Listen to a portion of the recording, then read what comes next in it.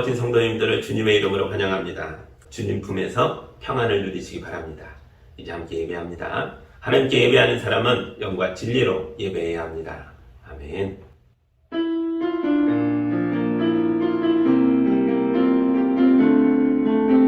사랑의 하나님 아버지, 진실한 마음으로 예배하는 성도들에게 신령한 은혜를 주셔서 찢기고 상한 몸과 마음을 치료하여 주시고 거룩한 말씀으로 비틀렸던 마음과 생각을 바르게 잡아주시고 성령으로 기름 부어주셔서 가족과 이웃을 위하여 새 일을 행하게 하여 주옵소서. 예수님의 이름으로 기도합니다. 아멘. 우리 한 주간의 삶을 되돌아보며 거룩하신 하나님 앞에 서기에 부끄러운 것들이 있다면 이 시간 다 고백하고 용서받는 기도를 함께 드리겠습니다.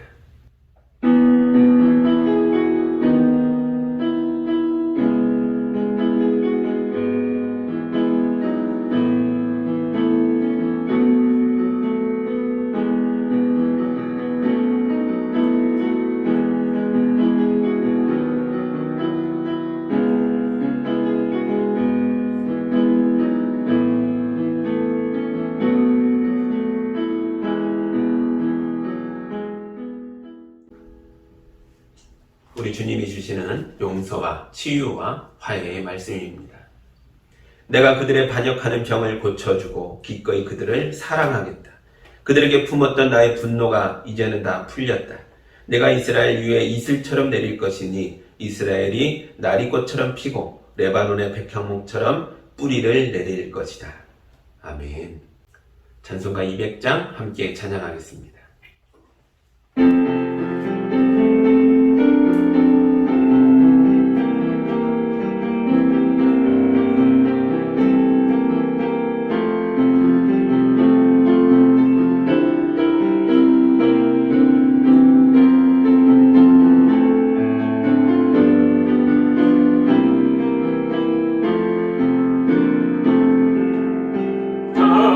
달고 묘한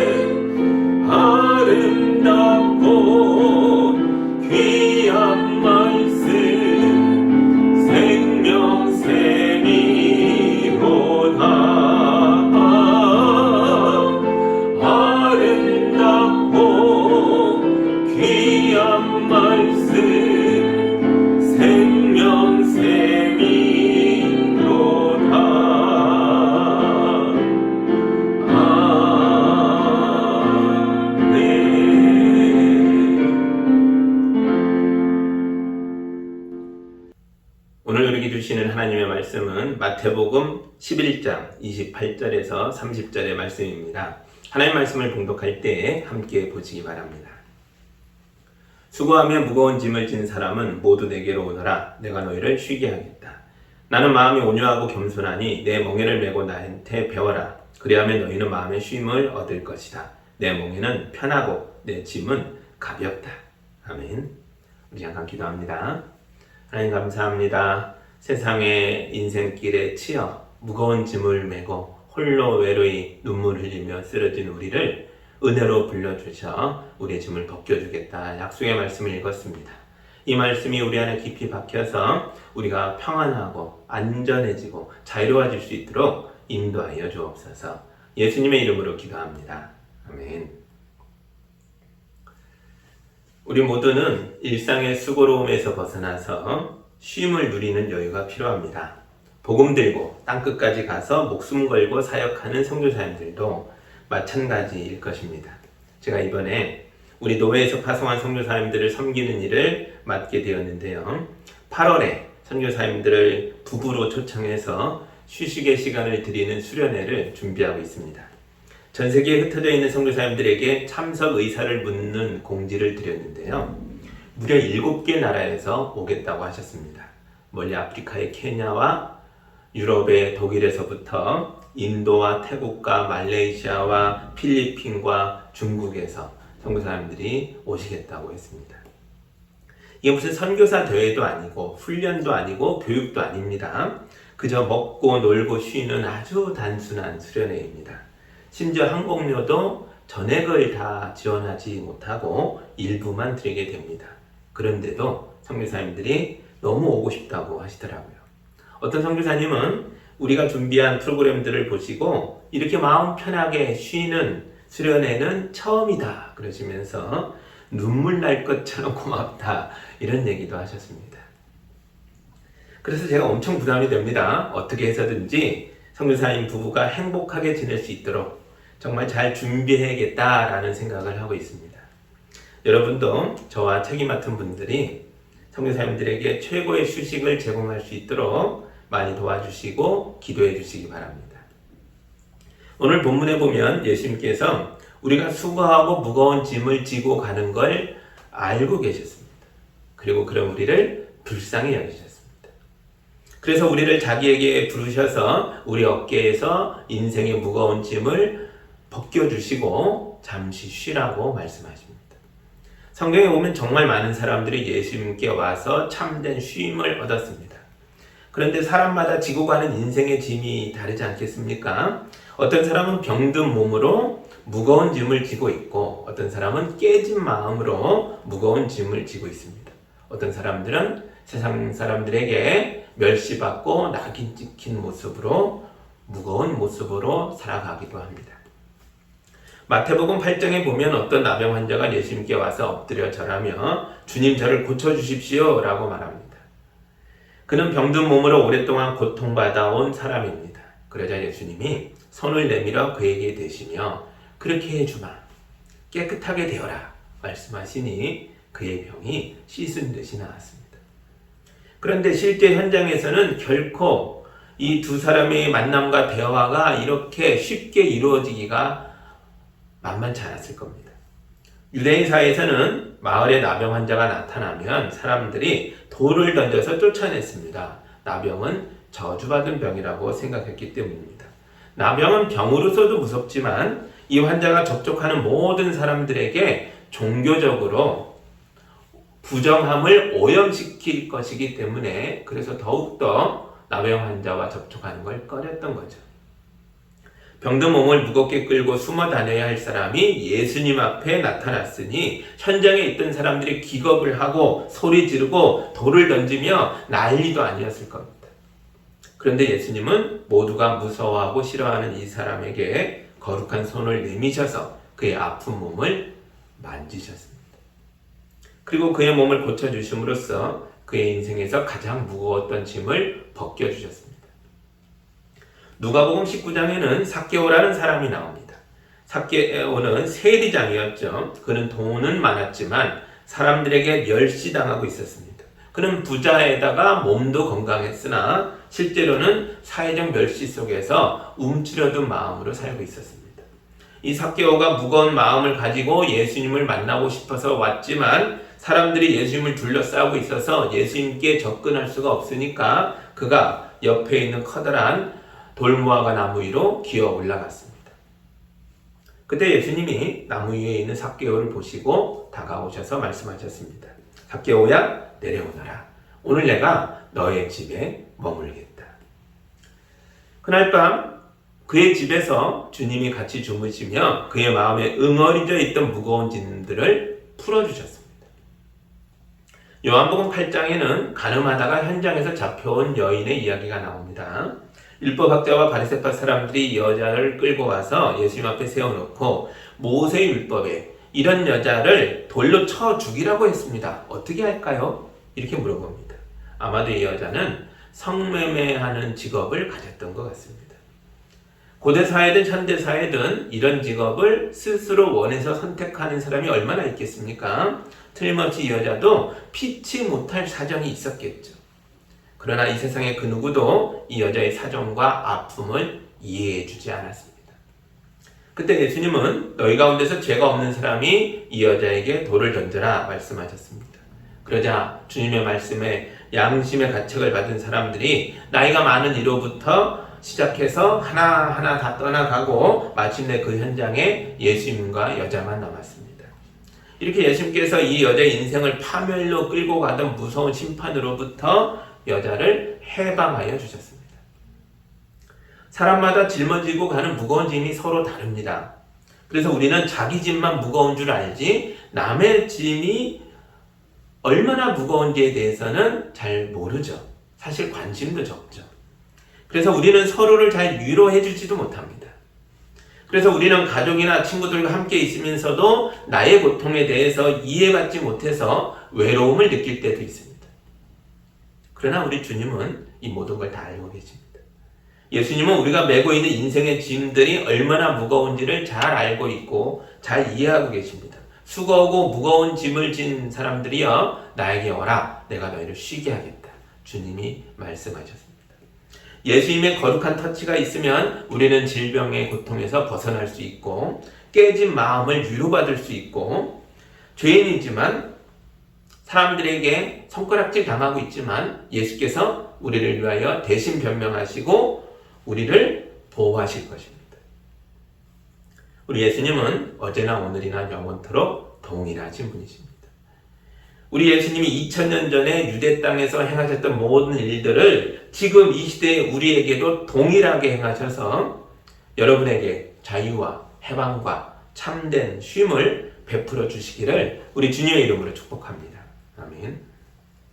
우리가 주님 품 안에서 잘 쉬고 나면 그 다음에는 어떤 일이 있어야 할까요? 여러분 생각은 어떻습니까? 주님 안에서 무거운 짐을 내려놓고 이제 쉬었습니다. 그럼 계속 쉽니까? 영원히 쉽니까? 그렇지 않습니다. 29절과 30절 보시죠. 나는 마음이 온유하고 겸손하니 내 멍에를 메고 나한테 배워라. 그리하면 너희는 마음의 쉼을 얻을 것이다. 내 멍에는 편하고 내 짐은 가볍다. 아멘. 예수님이 갑자기 너희는 나의 멍에를 메고 나에게 배워라 말씀하셨습니다. 멍에란 소에게 쟁기를 달아서 밭을 갈게 하려고 소의 목에 걸쳐주는 무거운 나무 틀입니다. 예수님이 앞에서는 우리의 모든 짐을 무거운 것들을 내려놓고 쉬게 해주겠다고 말씀하시고 그 다음에 이어지는 말씀은 무거운 멍에를 다시 목에 매라고 하는 거니까 이게 뭡니까? 예수님이 병 주고 약 주고 하는 겁니까? 그런 게 아닙니다. 예수님 시대에 유대인들이 밭을 갈 때에는 소 한 마리를 가지고 하는 게 아니라 꼭 두 마리를 짝을 이루어 한 쌍이 되어 밭을 갈게 했습니다. 하나의 멍에를 소 두 마리가 같이 메고 있는 거죠. 유대인들은 연결하다라는 뜻을 가진 그 단어에서부터 멍에라는 말을 만들었습니다. 연결하다라는 단어가 또 다른 쓰임새로 문장 속에서 쓰일 때에는 연합하다, 결혼하다라는 의미로도 쓰였습니다. 그래서 예수님께서 나의 멍에라고 말씀하셨던 이 말씀은 주님과 우리가 한 멍에를 맨다라는 의미를 담고 있는 것입니다. 수고하고 무거운 짐 지고 혼자 외롭게 걸어가는 길이 아니라 예수님과 연합하여 우리의 인생길을 함께 가자라고 말씀하고 있는 거죠. 우리는 예수님과 함께 멍에를 메고 예수님과 짝을 이루어 하나님 나라와 하나님의 뜻을 위하여 이 세상의 밭을 가는 한 쌍의 거룩한 사역자들이 되어야 합니다. 여기에 휴식의 진정한 의미가 있는 것입니다. 선교사님들이 수련에 오셔서 편안하게 쉬시고 지친 몸과 마음을 회복하시면 그 다음에 어떻게 하겠어요? 여기가 좋구나 뭐 눌러 앉습니까? 아니죠. 그분들은 다시 선교지로 돌아가실 것입니다. 그래서 그곳에서 복음을 전하고 교회를 세우고 많은 영혼을 주님께 인도하기 위하여 또다시 목숨 걸고 살아가실 것입니다. 우리도 그렇습니다. 예수님이 나병 환자를 고쳐주심으로써 그의 몸에서 무거운 질병을 벗겨주셨습니다. 그러나 그걸로 끝이 아니죠. 예수님은 이 사람이 앞으로 좀 더 나은 모습으로 잘 살아나갈 수 있도록 그의 길을 인도하셨습니다. 제가 마태복음 8장 4절을 읽어드립니다. 예수께서 그에게 말씀하시기를 아무에게 아무 말도 하지 말아라. 가서 제사장에게 내 몸을 보이고 모세가 명한 예물을 바쳐서 사람들에게 증거로 삼도록 하여라 하셨다. 아멘. 이 사람은 제사장에게 가서 모세가 명한 예물을 바쳐 사람들에게 나의 나병이 완치됐음을 보여줘야 합니다. 그러면 제사장과 사람들이 어떻게 그 병에서 해방됐냐고 물어보겠죠. 그때 이 사람이 뭐라 그러겠어요? 나사렛 사람 예수께서 나를 만지고 나를 안아주시고 나를 축복하셔서 이렇게 새 사람 되게 하셨습니다 라고 말할 것입니다. 이렇게 그는 사람들 앞에서 예수님과 함께 메고 있는 멍에를 보여줄 것입니다. 예수님이 삭개오의 마음의 짐을 벗겨주셨죠. 그러나 그걸로 끝이 아닙니다. 예수님은 마음의 무거운 짐을 벗어던진 삭개오와 그날 밤 이런 대화를 나누셨습니다. 누가복음 19장 8절과 9절을 읽어드리겠습니다. 삭개오가 일어서서 주님께 말하였다. 주님 보십시오. 내 소유의 절반을 가난한 사람들에게 주겠습니다. 또 내가 누구에게서 강제로 빼앗은 것이 있으면 4배로 하여 갚아주겠습니다. 예수께서 그에게 말씀하셨다. 오늘 구원이 이 집에 이르렀다. 이 사람도 아브라함의 자손이다. 아멘. 삭개오는 자기의 재산을 팔아 가난한 사람들에게 나눠줄 계획입니다. 누구에게 강제로 빼앗은 것이 있으면 4배로 배상할 생각입니다. 그러면 사람들이 왜 이런 일을 하냐고 물어보겠죠. 그때 그는 나사렛 예수께서 내 집에 오셔서 나를 용서하시고 나를 축복하셔서 이렇게 새 사람 되게 했다고 고백할 것입니다. 이렇게 그는 사람들 앞에서 예수님과 함께 메고 있는 자기의 멍에를 보여주겠죠. 예수님은 간음하고 돌에 맞아 죽을 뻔한 여자를 살려주셨습니다. 그리고 그에게 이렇게 말씀하셨습니다. 요한복음 8장 10절과 11절을 읽어드리겠습니다. 예수께서 몸을 일으키시고 여자에게 말씀하셨다. 여자여, 사람들은 어디에 있느냐? 너를 정죄한 사람이 한 사람도 없느냐? 여자가 대답하였다. 주님, 한 사람도 없습니다. 예수께서 말씀하셨다. 나도 너를 정죄하지 않는다. 가서 이제부터 다시는 죄를 짓지 말아라. 아멘. 이제 여자는 성매매를 하던 집으로 돌아가지 않을 것입니다.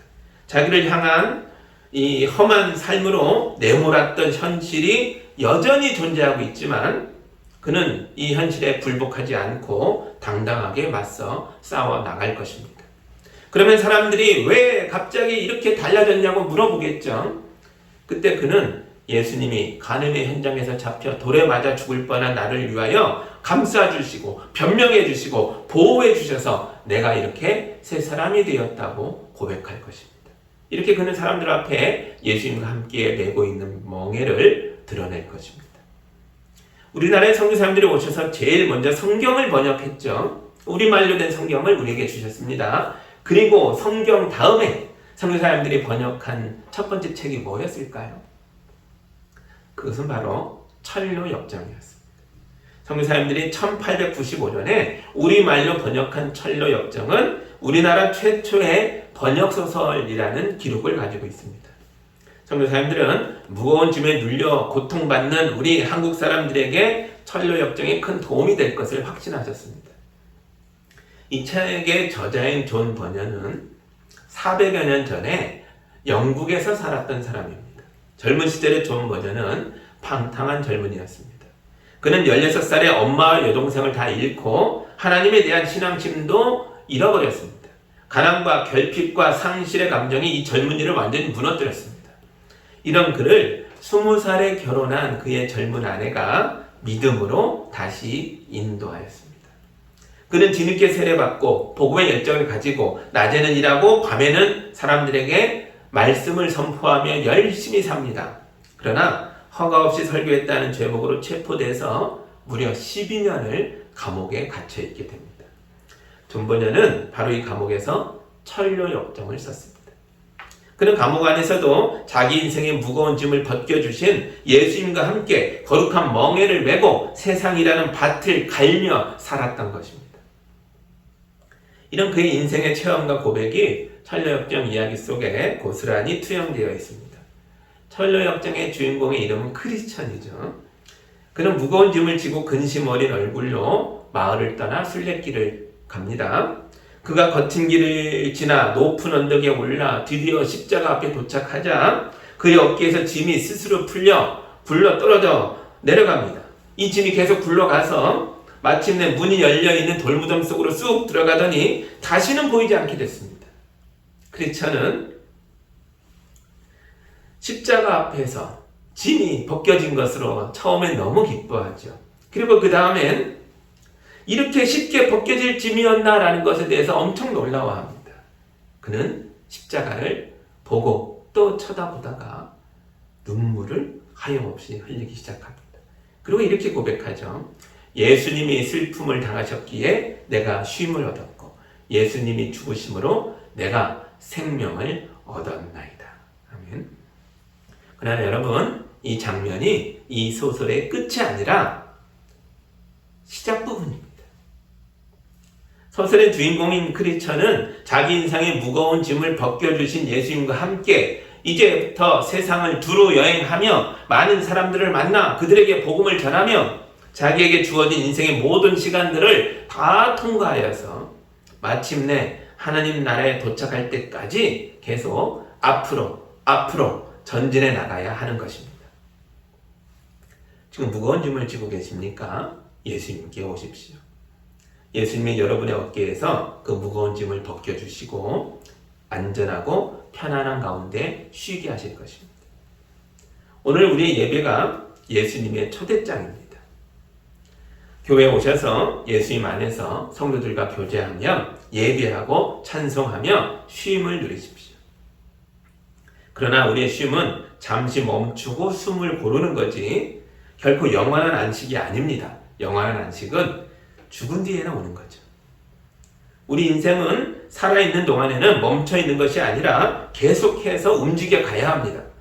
우리는 우리 인생에서 하나님의 뜻이 이루어질 때까지 계속 전진해 가야 하는 것이죠. 우리 인생이 영원한 하나님 나라에 도달할 때까지 우린 계속 모든 시간들을 통과하여 앞으로 나아가야 합니다. 주님의 품 안에서 편히 쉬시고 이제 성령의 능력으로 힘을 내서 예수님과 함께 예수님과 쌍을 이루어 하나의 멍에를 메고 거룩한 쟁기로 세상의 밭들을 갈아엎으러 여러분에게 주어진 가정과 세상의 삶으로 나아가시기 바랍니다. 우리 주님께서 여러분의 수고와 눈물과 땀과 열정을 축복하셔서 여러분의 가정과 삶의 모든 영역에서 복음의 씨앗이 자라서 풍성하게 열매 맺게 하여 주시기를 우리 주님의 이름으로 축복합니다. 기도하겠습니다. 사랑의 하나님 아버지 감사합니다. 수고하고 무거운 짐진 자들아 다 내게 오라. 내가 너희를 쉬게 하겠다. 너의 짐들을 벗겨주고 나와 함께 한 쌍의 멍에를 메어 거룩한 사역자가 되어 담대하게 살아가자. 말씀하셔서 감사합니다. 이 말씀을 우리 안에 깊이 받아들여서 우리 성도들이 몸의 어려움, 마음의 어려움, 관계의 모든 어려움들을 벗어내고 성령 충만하여 가정으로 돌아가 삶의 모든 영역에 나아가 하나님의 뜻을 이루며 하나님 나라를 이루며 살아가도록 인도하여 주옵소서. 늘 승리자로 주님의 승리를 누리며 살아가는 우리 성도들이 되도록 축복하여 주옵소서. 예수님의 이름으로 기도하옵나이다. 아멘.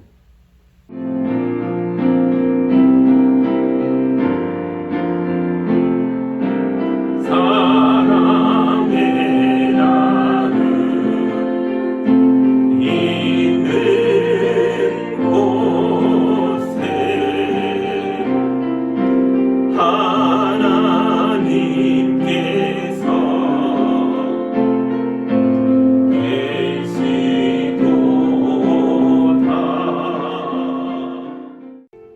사랑하는 하나님 아버지 감사합니다. 우리 성도들이 뜨거운 마음으로 주님께 예물을 올려드렸습니다. 이 귀한 예물을 통해 영광 받아주시고 이 예물을 통해 주님의 몸된 교회가 든든히 서가게 해주시고 이 예물을 통해 이 땅에 고난당하는 자들의 눈물을 닦아주며 그들을 우리처럼 하나님 백성 삼는 데에 아름답게 쓰임받게 하여 주옵소서. 우리 성도들 삶에서 살아갈 때에 지치고 힘들 때가 있습니다. 주님이 임하여 주셔서 위로하여 주시고 하늘의 능력을 부어주셔서 오늘의 현실마저 하나님 나라로 만들어가는 하나님의 역사가 나타나도록 도와주시옵소서. 예수님의 이름으로 기도합니다.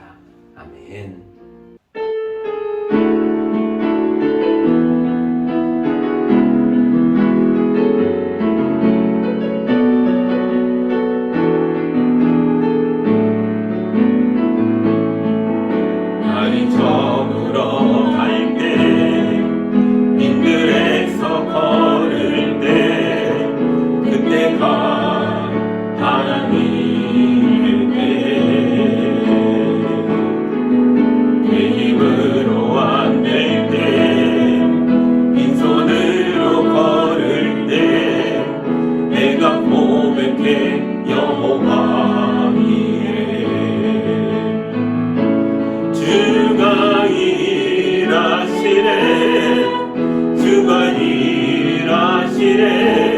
주께 아끼지 않는 자에게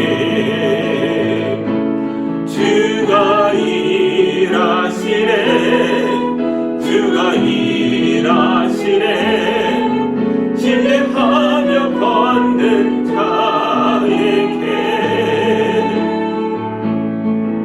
우리 모인 이곳에 주님 함께 계시네 누리네 아버지 은혜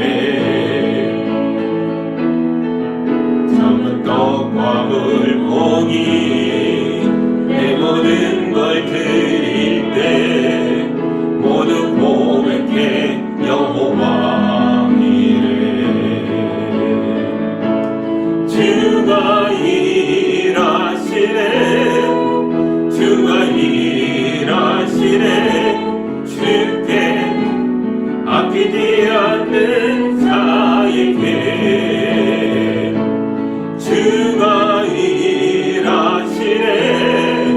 주가 일하시네 신뢰하며 걷는 자에게 주가 일하시네 주가 일하시네 주께 아끼지 않는 자에게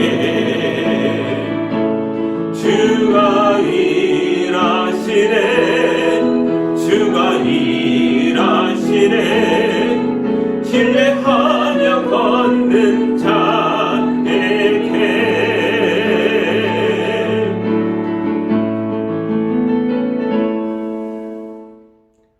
이제는 우리 주 예수 그리스도의 은혜와 우리 하나님 아버지의 크신 사랑하심과 성령님의 함께하심이 주의 말씀 담대하게 붙잡고 거친 광야 같은 세상을 믿음으로 나아가며 내 삶의 현실로 하나님 나라를 가져오는 성도들 위에 성도들의 가정과 삶의 터전 위에 이제로부터 영까지 함께하기를 간절히 축원하옵나이다. 아멘.